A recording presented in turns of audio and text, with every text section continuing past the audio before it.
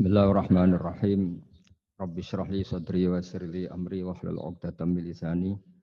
Allahumma shalli wa sallim ala habibika Mustafa Muhammadin wa ala alihi wa sahbihi asma'in nama ba'du. Yang kita hormati bersama Profesor Dr. Adi Wijaya selaku Rektor Telkom University.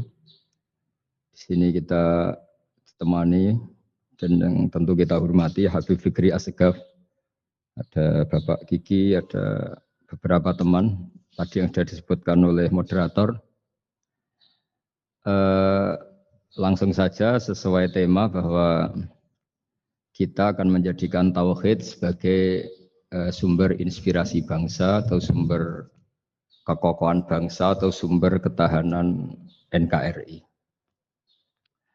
Perlu dicatat bahwa di antara yang sering disabdakan oleh Rasulullah SAW adalah inna minal bayani la sikhron. Jadi penjelasan atau orasi atau argumentasi atau apa sajalah itu adalah bagian dari sihir. Sihir di sini maknanya itu sesuatu yang kayak hipnotis, tapi di sini dalam konteks positif.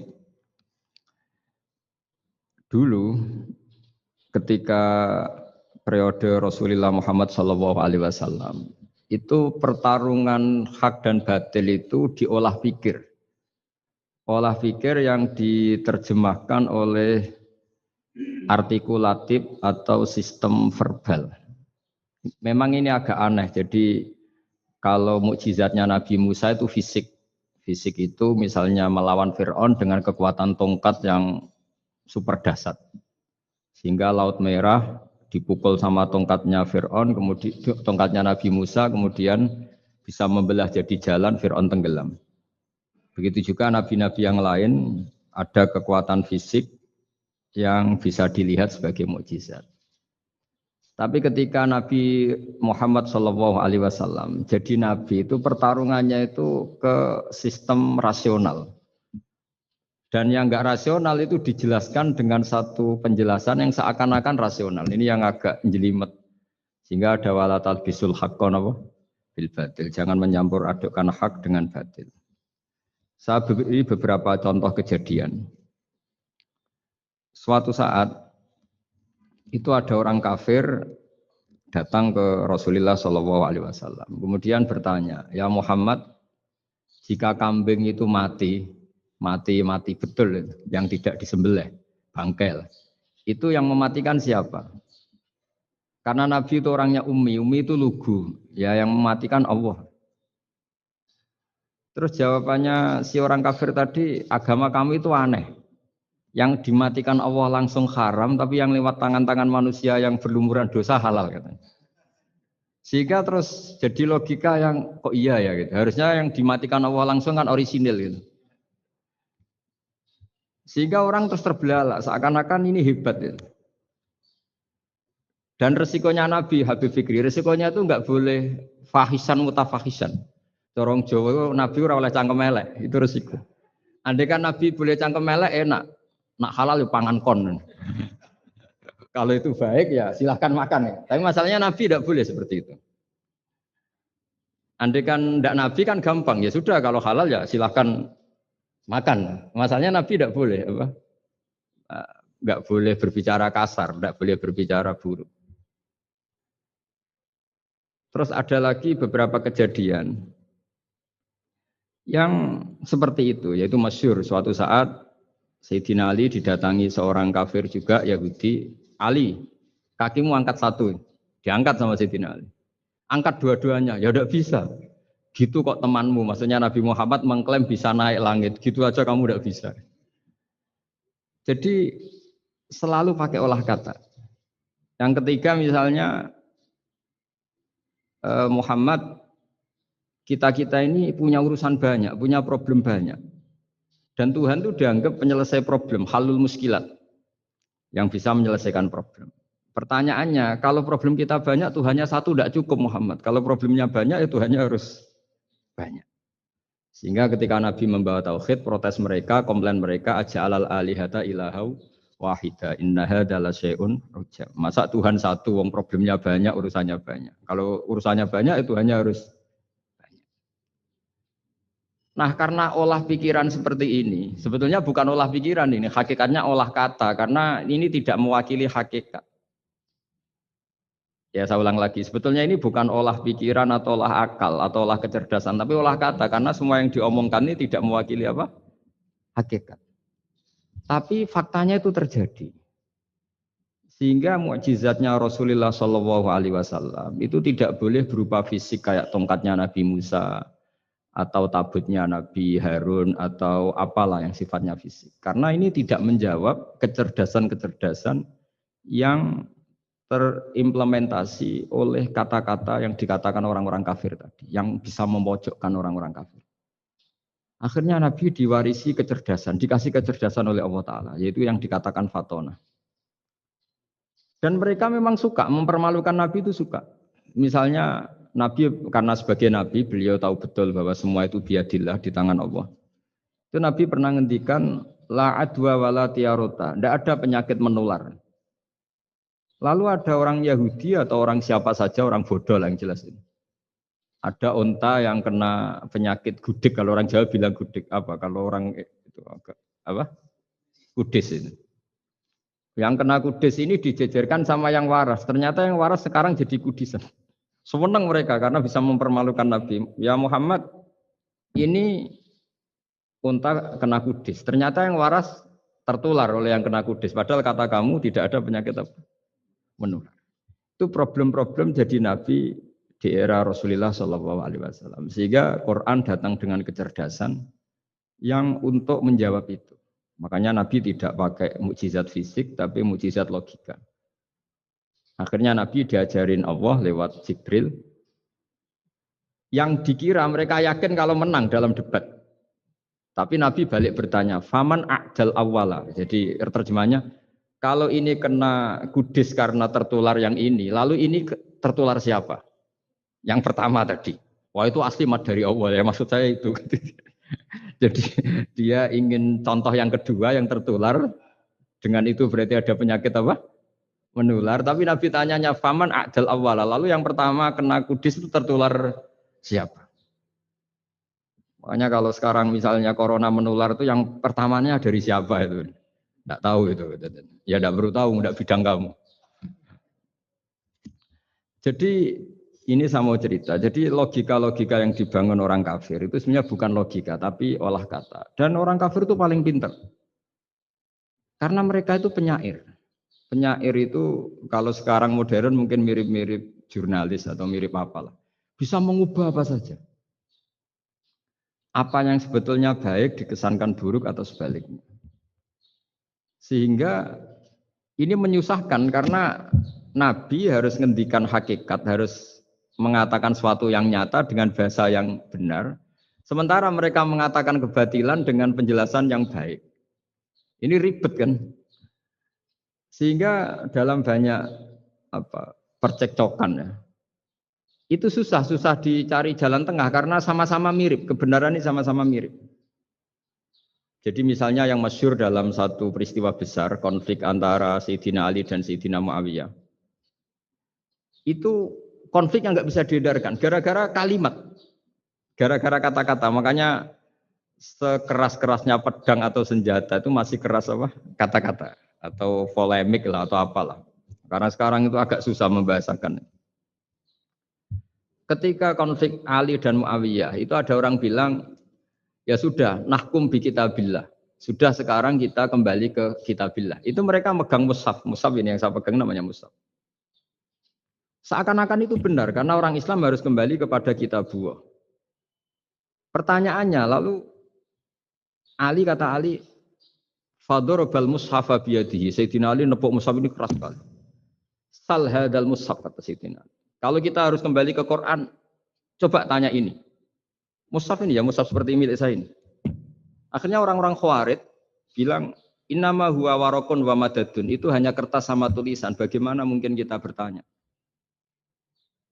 Pas itu adalah orang Khawarij itu orang yang enggak mau ngakui Ali, juga enggak mau ngakui Muawiyah. Dan Sayyidina Ali sama Sayyidina Muawiyah sudah sadar mau bikin mediator, mau bikin solusi jalan tengah. Jadi sebenarnya dua beliau itu orang baik, gara-gara diprovokasi orang Khawarij terus jadi bentrok. Orang Khawarij bilang, nggak ada Ali, nggak ada Muawiyah, yang ada adalah kitabullah, yaitu mushaf. Benar, secara zahir benar, memang orang Islam harus kembali ke mushaf. Tapi Sayyidina Ali pinter, sal hadal mushaf. Kalau gitu, tanyakan mushaf itu.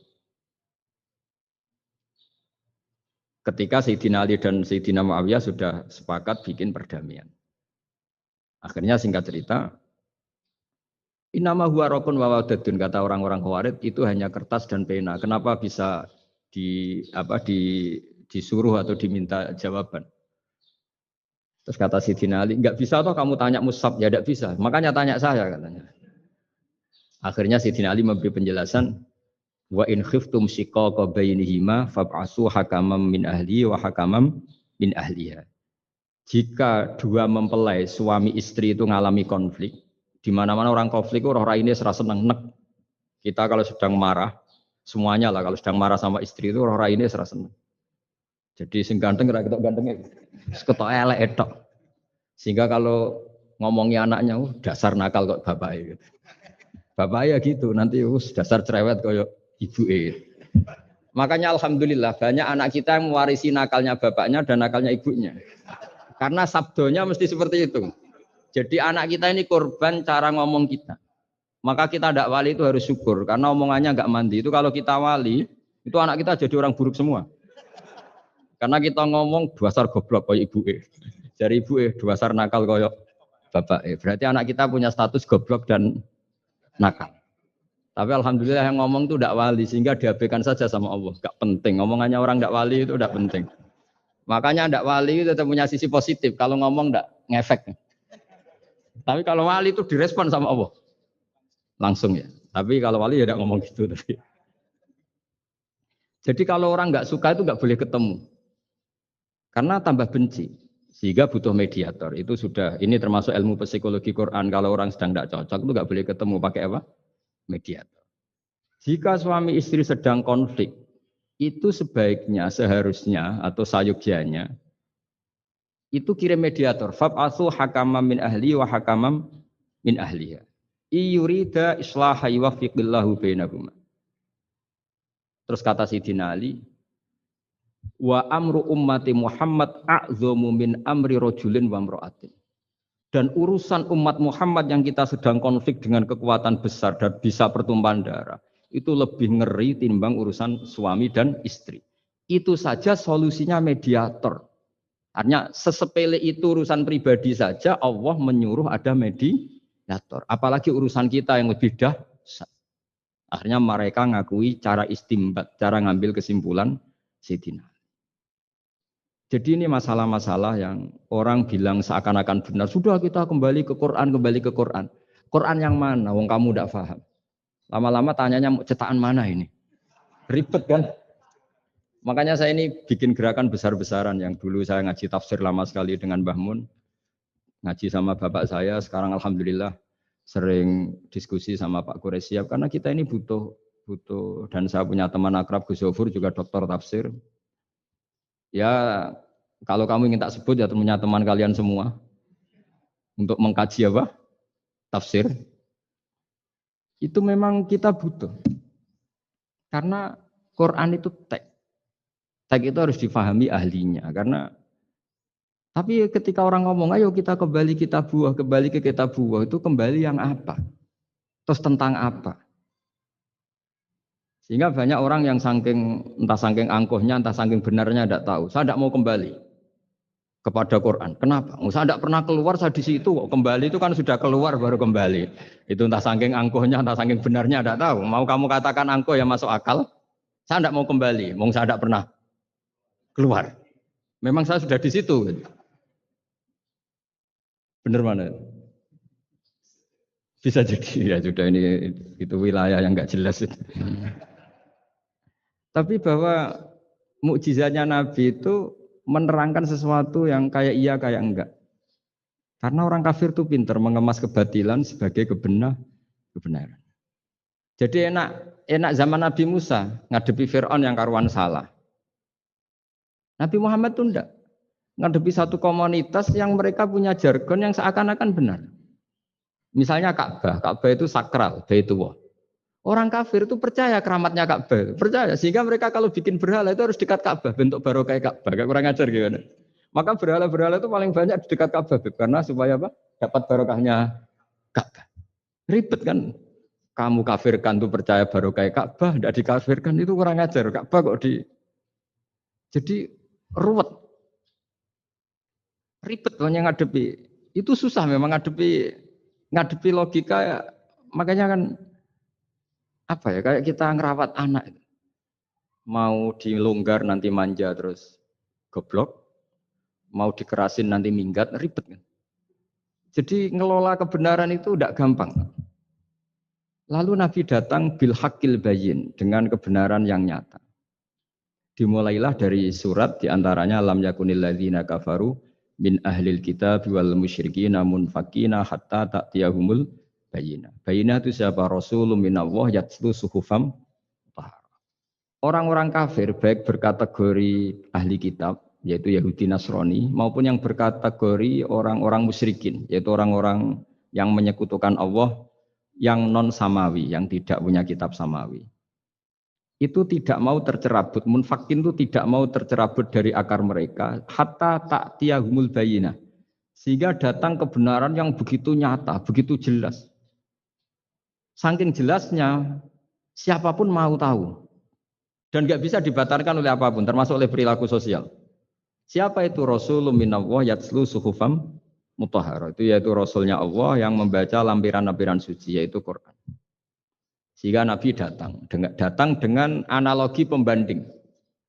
Orang-orang yang berpikir Tuhan harus banyak karena urusan itu banyak, problem banyak. Lalu Nabi bikin analogi. Andaikan kamu sebagai pembantu yang punya majikan banyak, perintahnya beda-beda. Kamu mau enggak? Ya enggak mau, enggak enak Muhammad kalau punya bos banyak. Perintahnya beda-beda, semuanya egois harus dituruti, enggak mau. Enak mana sama punya majikan satu? Enak satu Muhammad. Ya sudah Tuhan kamu itu majikan kamu. Kalau banyak-banyak bingung kamu perintahnya banyak nanti. Terus mereka mau, ya sudah Tuhannya satu saja. Jadi karena mereka mau tidak mau harus berpikir kalau Tuhan banyak berarti perintahnya banyak, memuaskan satu Tuhan dibenci Tuhan yang lain, memuaskan yang lain dibenci yang lainnya, pokoknya ribet. Hari ini minta dilayani, Tuhan yang satu minta dilayani itu kan ribet. Jadi Nabi itu pakai logika yang gampang, makanya ketika Allah menjelaskan itu, ketika Allah dorobawa masalar rojulan fihi syuraka umutasakisuna wa rojulan salamal dirojul hal yastawiyani masalah. Alhamdulillah Allah bikin satu perumpamaan, ada orang yang punya majikan banyak, yang satu punya majikan hanya satu. Hal yastawiyani masalah, nasibnya enak mana? Enak yang punya majikan satu karena standarnya jelas, SOP-nya jelas. Akhirnya mereka sadar, oke Muhammad Tuhannya satu saja. Lalu dalam pertanyaan-pertanyaan yang lain, misalnya tadi masalah Sayyidina Ali, masalah dibully lah kalau sekarang itu Nabi menjawab ya dengan rasional. Karena mau tidak mau. Karena Nabi tidak dibolehkan pakai mukjizat zaman itu. Untuk awal-awal jadi Nabi itu nggak boleh pakai mukjizat. Karena mukjizat itu punya sisi yang sangat-sangat fatal, yaitu kalau Allah sudah menurunkan mukjizat, itu sekali nggak diimanin itu harus ada azab. Nabi ingin umatnya itu nggak kena azab. Makanya ketika Allah Ta'ala wa ma mana ana an nursila bil ayati illa an kadzdzaba bihal awwalun. Cara terjemahan bebasnya gini. Muhammad, saya tidak ngasih mukjizat kamu kayak Nabi Musa, kayak nabi-nabi sebelum kamu yang berupa fisik. Itu problemnya satu, sekali saya menurunkan mukjizat, tren umumnya ini didustakan. Ketika didustakan, saya punya alasan menyiksa, wong sudah tak perlihatkan sebegitu jelas kok tetap didustakan. Maka sekali saya menurunkan mukjizat, kata Allah, wa ma nursilu bil ayati illa takhwifa. Saya memberikan satu ayat itu hanya warning, hanya peringatan bahwa ini akan ada bahaya azab. Sehingga karena pilihannya itu Nabi milih gak ada mukjizat yang seperti nabi-nabi sebelumnya. Milih mukjizat yang ilmiah, yaitu Al-Quran yang kita warisi sampai sekarang. Alhamdulillah. Karena kata ulama-ulama, nah ini pentingnya penjelasan. Andaikan mukjizat kita itu hanya tongkat, maka hanya ada di museum. Kita lihat tongkatnya Nabi Musa mungkin klaimnya ada di Turki. Mukjizat tabut kita lihat lagi di ya di manalah tempat di museum apa. Tapi kalau mukjizatnya Al-Quran, itu umatnya Nabi akan merasakan nikmatnya ila yaumil kiamat. Misalnya kita dalam bersuami istri atau dalam berkeluarga atau dalam bermasyarakat. Itu Quran kalau nasihati kita gampang sekali. Misalnya wa ashiruhunna bil ma'ruf. Fa in karihtumuhunna fa asa an takrahu syai'a wa yaj'alallahu fi khairan katsira. Sudahlah kalau sama istri itu yang baik. Jika ada watak istri yang kamu enggak suka, dalam ketidaksukaan kamu itu ada kebaikan yang banyak. Kamu enggak suka karena kalau istri kamu sering marah, kamu enggak suka.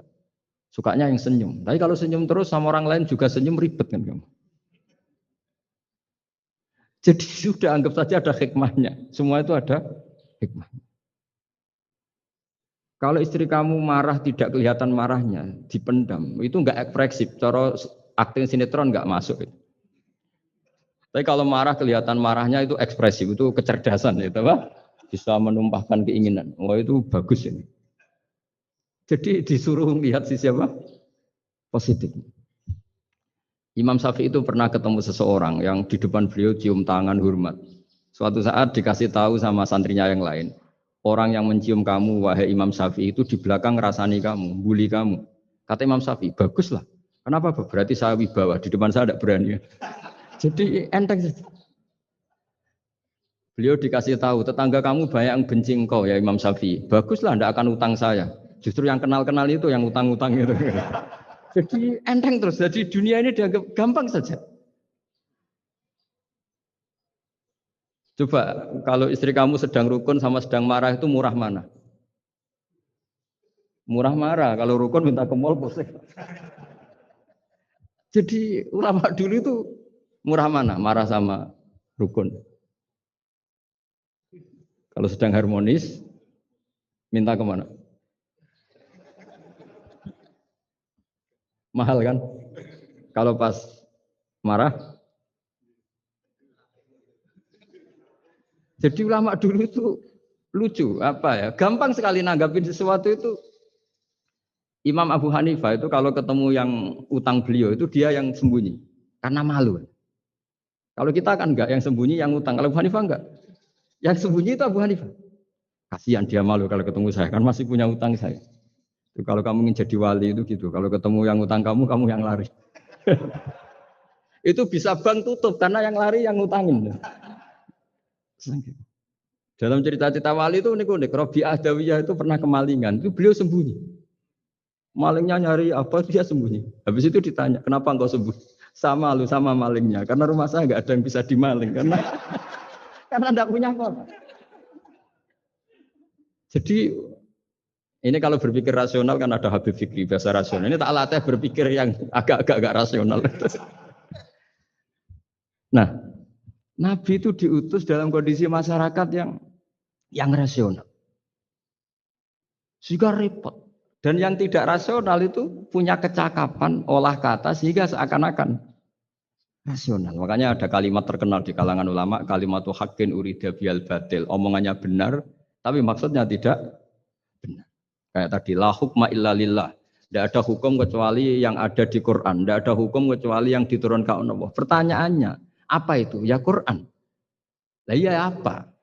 Karena kata Sidin Ali, ya sudah, sal hadal mushaf. Tanya mushaf kamu.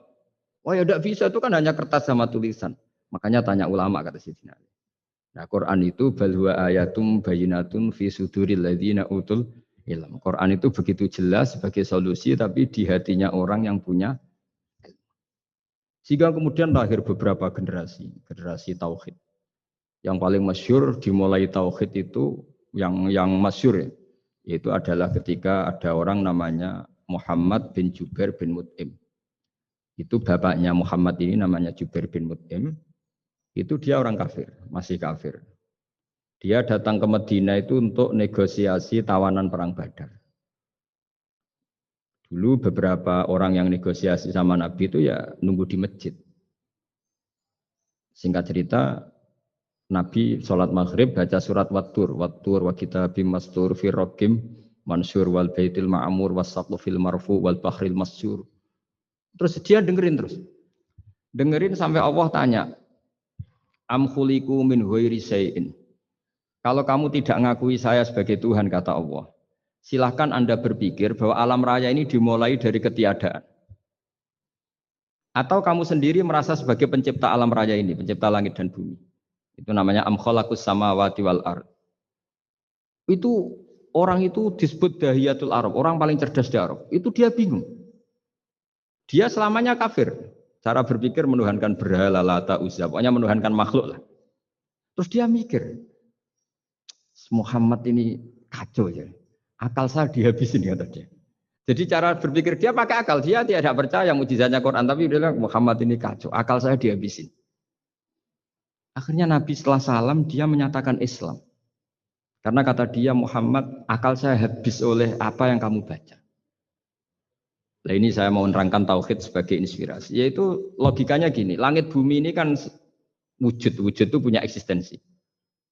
Kalau langit bumi ini wujud, alam raya ini nyata. Lalu kamu mengatakan sebelum alam raya ini ketiadaan. Berarti ada satu kesimpulan ketiadaan menciptakan yang ada. Itu malah gendeng bareng. Logikanya kan nggak kena. Al-adamu yakhluqu maujudan. Sesuatu yang nggak ada menyebabkan atau menjadikan sesuatu yang ada. Akhirnya padahal pertanyaannya tadi gitu, ya sudah kalau kamu nggak percaya saya sebagai Tuhan, sebagai pencipta awal, sudah ada usah Tuhan-Tuhanan. Tapi ya mari goblok bareng dengan mengatakan bahwa alam yang ada ini diciptakan oleh sesuatu yang tidak ada. Dari Juber, saya tidak mau goblok Muhammad, sudah iman saja saya, karena saya tidak mau goblok. Jadi agama ini datang dengan keceriaan berpikir. Sehingga Ibnu Hajar al-Asqalani mengatakan hadatin ja'a bil iltizat al-aqli. Agama ini datang dengan kenyamanan berpikir. Coba kalau Anda seorang profesor atau seorang doktor atau seorang ilmuwan. Kemudian Anda diajak goblok dengan teori baru bahwa sesuatu yang ada itu diciptakan oleh yang tidak ada. Mau enggak kamu? Mau semengira iso turu. Diajarin sesuatu yang ada diciptakan oleh yang tidak ada.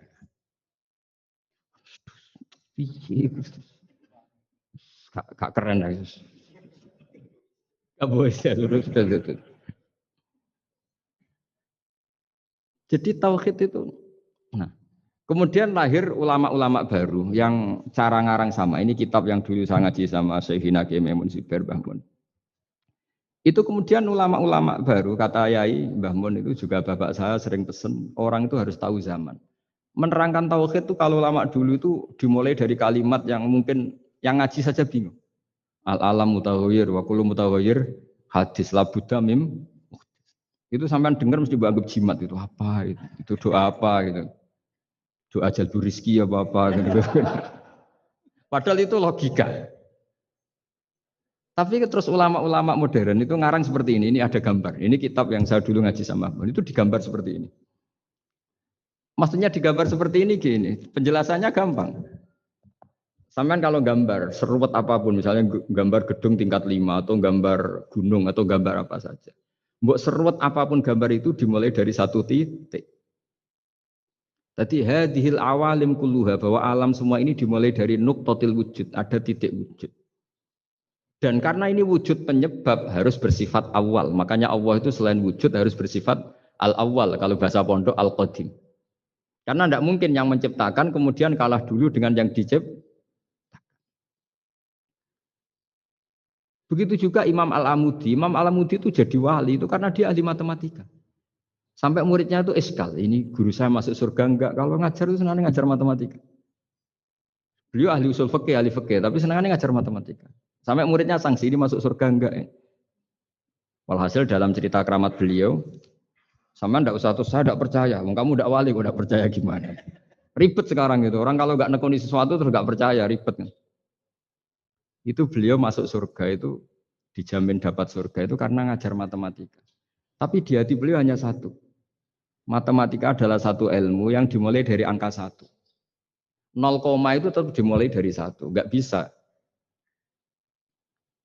Akhirnya beliau cerita, angka 2 atau 3, nisbatul wahid wal isnaini ila mi'ah wa ila ma la nihayatallah, semuanya sama, nisbatul far'i ilal asli, kata beliau.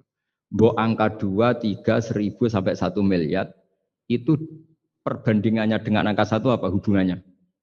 Al-far'i ma'al asli, yaitu angka 23 adalah cabang dari angka. Jadi alam raya sebanyak apapun, ada galaksi, ada Mars, ada apa saja, tetap dimulai dari wujud yang satu, yaitu wujudnya Allah Subhanahu wa Ta'ala. Jadi beliau menjadikan matematika sebagai alat perangkat untuk tahu tauhid, bahwa alam raya ini dimulai dari al-wujudul wahid, wujud yang satu. Makanya kul huwallahu ahad, Allahus somad, terus lam yalid wa lam yulad, dan seterusnya. Nah, makanya ketika orang menyoal hukum adat yang menipu kita, adat itu sunnatullah yang kita lihat.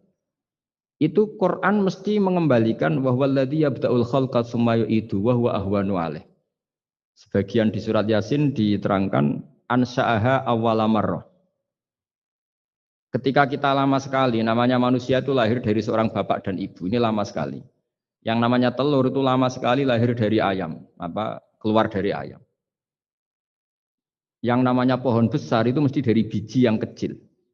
Karena lama itu terjadi, seakan-akan kita ngomong, kita berkeyakinan, tahu-tahu ada pohon besar itu mukhal. Tahu-tahu ada manusia ini mukhal.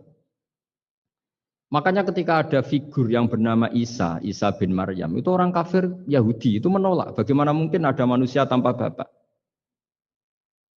Oke, itu menyalahi prosedur lazim, protap lazim. Tapi kata Allah gimana?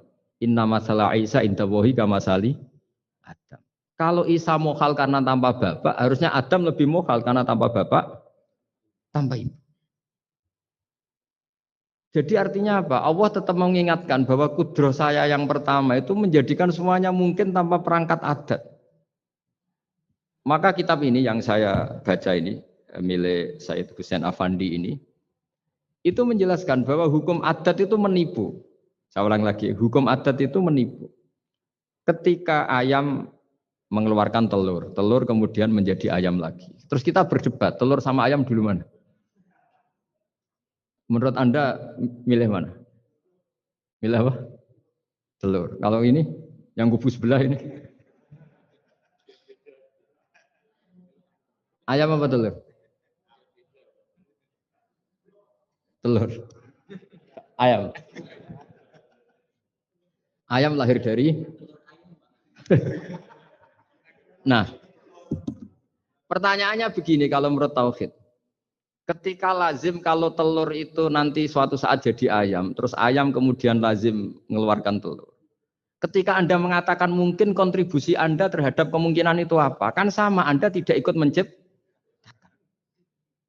Wong tidak ikut menciptakan kok menfonis mungkin tidak mungkin. Kamu itu hanya saksi. Makanya pertanyaannya Allah, loh ketika itu kamu anggap mungkin, kontribusi Anda itu apa? Kan hanya melihat. Kamu sendiri tetap tidak mampu bikin telur, Anda juga tidak mampu bikin ayam. Artinya meskipun telur jadi ayam, ayam jadi telur sampai kiamat, tetap ada kontribusi kudrohnya Allah Subhanahu wa Ta'ala. Bukan berarti berdiri sendiri. Wong kamu yang bilang mungkin ya nyatanya enggak berkontribusi.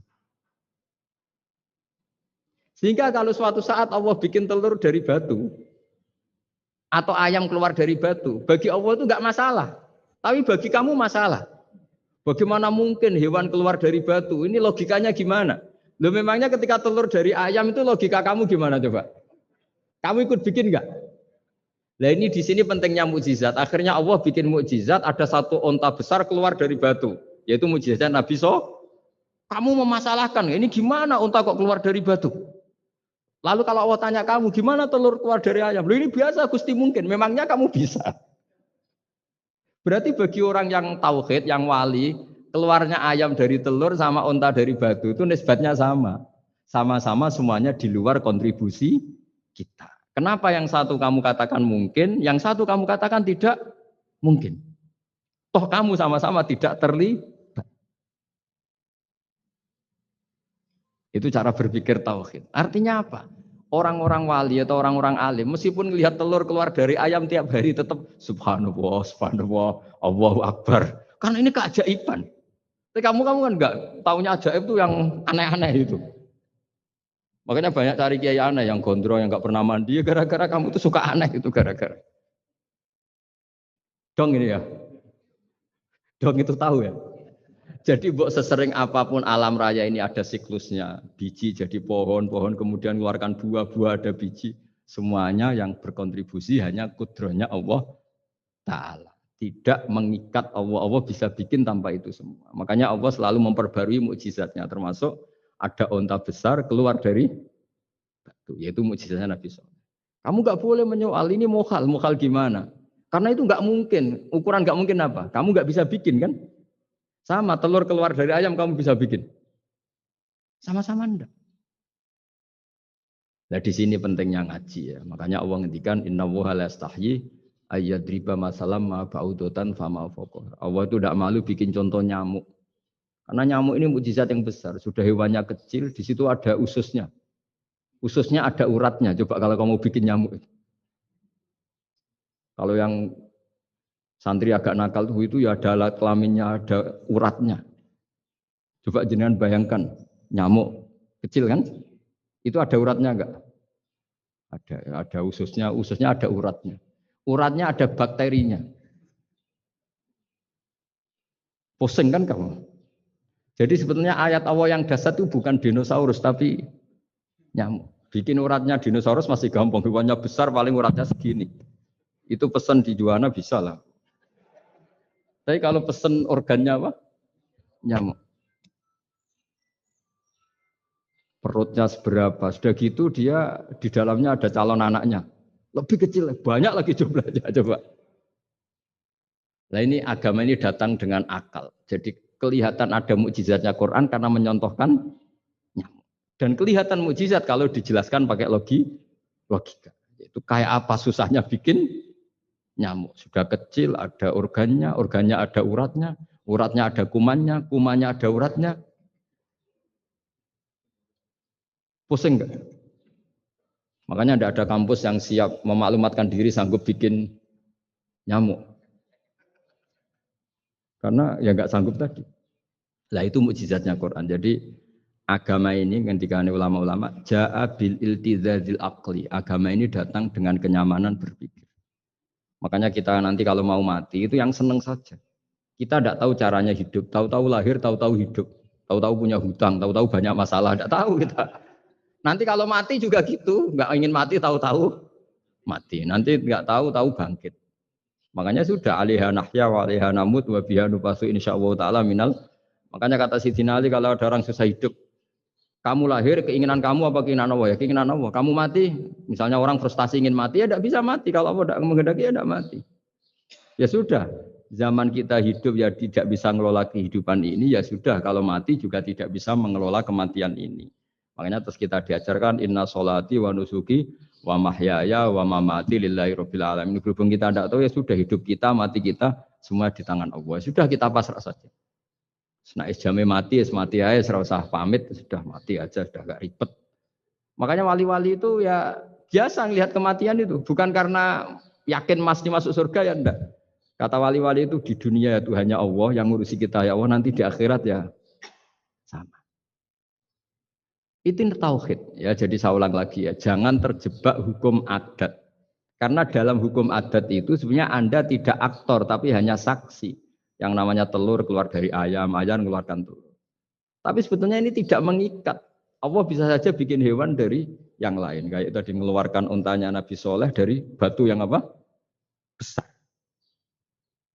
Ya wah itu mukhal, bagaimana mungkin? Nah memangnya ayam jadi telur, telur jadi ayam, Anda ikut berkontribusi kan enggak?